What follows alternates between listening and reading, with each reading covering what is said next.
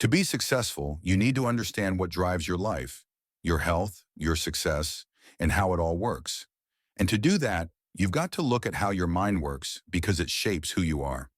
This model will help you understand yourself and kickstart the change you need. One crucial truth is that our life unfolds on multiple levels. Sigmund Freud identified three of them: the conscious, preconscious, and unconscious, or subconscious. He also described three components of personality: the ID, which drives us to seek immediate gratification; the ego, which controls how we satisfy those drives while considering reality; and the superego, which adopts social norms and values. So we live on physical, bodily, and emotional levels simultaneously. When you understand how the mind works, you'll be able to observe your life more clearly and fully comprehend what happens. By studying this model, you'll see that the mind controls everything. Now let's break down these levels and explore what they do, starting from the outer level and moving inward. At the outer level of the mind is consciousness. In Freud's theory, the conscious mind holds everything in our awareness and allows us to think and speak rationally. It includes things like our senses, perceptions, memories, and feelings. Closely related to this is the preconscious, which contains things that aren't currently in our awareness, but are easy to bring to mind. This level has several important characteristics. Consciousness breaks down situations, analyzes them, and searches for solutions based on past experiences. It also provides explanations for our actions, even when those reasons may not be the real cause, like smoking, obesity, or alcoholism. It challenges anything that doesn't align with our existing beliefs, especially those about ourselves. And the desire to learn and develop motivates us to take action, but it often fades when it clashes with our existing beliefs, leading old habits to resurface. In short, the conscious mind deals with our external social life, processing information from the world through our senses. It works rationally and analytically, constantly verifying information against what we already know, creating a critical attitude. This attitude is shaped by what we've learned throughout life. The conscious mind operates on the principle: what I perceive with my senses exists, and I can understand it. Any information that doesn't come through the senses confuses the conscious mind, which then delves into the deeper levels of the mind that focus on personal matters. Next, let's talk about the subconscious. The subconscious mind is where we manage our body and life, operating just below the conscious level. To understand how it works, imagine your mind as a computer. When you buy a new computer, you must install programs for it to function. Similarly, when we're born, our minds are like empty computers, running only the basic programs for bodily functions. Over time, we add new programs that shape how we perceive ourselves and create attitudes based on life experiences. The subconscious makes up a much larger portion of the mind than the conscious part. It can process millions of sensory inputs every second, storing our memories, wisdom, experiences, and reactions. It's the source of our creativity, driving automatic behaviors we perform without conscious thought, like driving a car. Once we learn a task, it becomes an automatic reaction managed by the subconscious, so we no longer need to focus on it consciously. Once an idea is accepted, it becomes a behavior program. However, to change and improve our lives, we often need to update outdated programs. This means addressing the feelings and attitudes that form them. For example, if we perceive ourselves as overweight, we act accordingly. If we see ourselves as slim, successful, or unhappy, we will behave in those ways. This self-perception is a key function of the subconscious, known as imagination. Imagination isn't just about creativity or a talent, like being good at music. It's a fundamental quality of the subconscious. Imagination shapes how we perceive ourselves and the world around us, and this perception governs our lives. Each person's perception of themselves and the world is unique, which is why everyone's truth is different. If we want to change, we must first change our old attitudes and programs about ourselves. No external effort can create lasting change if our mind is still programmed to act a certain way. When logic and imagination conflict, imagination always wins. Interestingly, while we all have different perceptions of the world itself remains unchanged. It's our imagination that creates our perception of the world. And once this perception is formed, it becomes our truth. This truth stays with us until we change it at the subconscious level, where it was originally created. The subconscious also protects us from danger, real or imagined. It doesn't differentiate between what we imagine and what is real. Both are treated the same.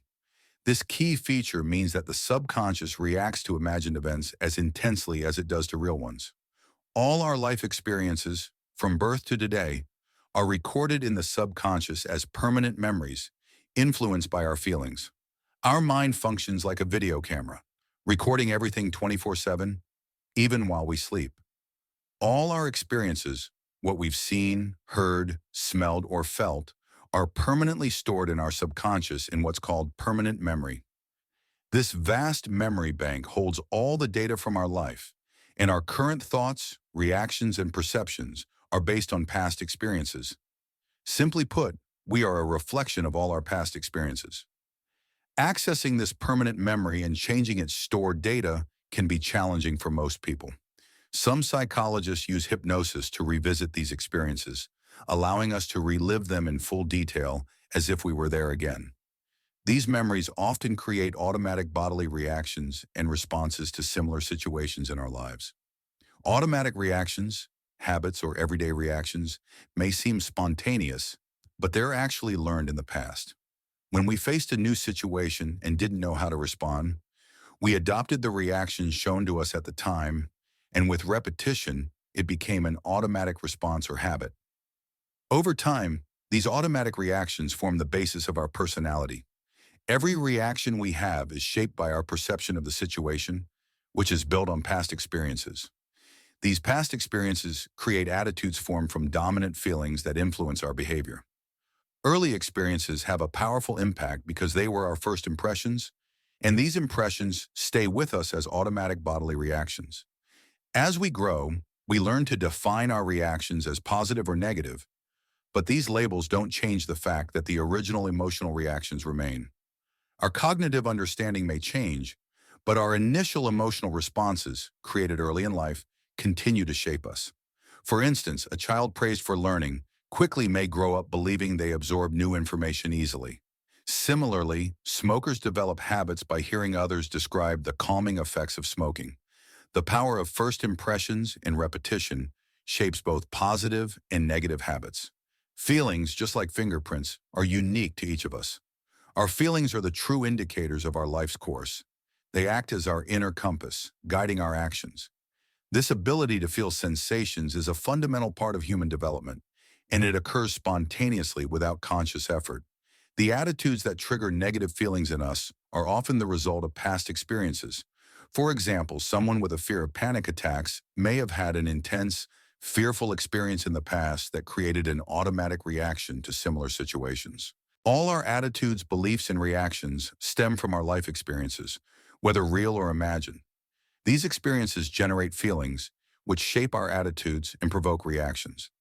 This is why it's difficult to change habits or reactions through logical thinking alone, because they reside in the subconscious, not the conscious mind. The subconscious doesn't differentiate between good or bad reactions. It simply stores feelings as automatic responses to situations. The subconscious operates outside time, meaning it doesn't recognize past or future events, only the present. This makes it a vast warehouse where all our experiences, along with the feelings attached to them, are stored. These emotional responses are triggered whenever we encounter situations that remind us of past experiences. For any change in our behavior or reactions, emotional harmony must first be achieved by releasing the feelings that created unwanted attitudes. Only when emotional harmony is established can we change our existing definitions and attitudes. Once a feeling is accepted by the subconscious, it becomes an automatic bodily reaction, shaping future behavior in similar situations. These automatic reactions, whether pleasurable or painful, are governed by the principle of familiarity and association, not conscious logic. Our feelings, regardless of whether we label them as good or bad, guide our reactions.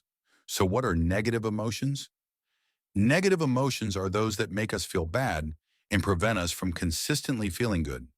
They create bodily tension, discomfort, and disrupt our clarity of thought, concentration, and calm reasoning.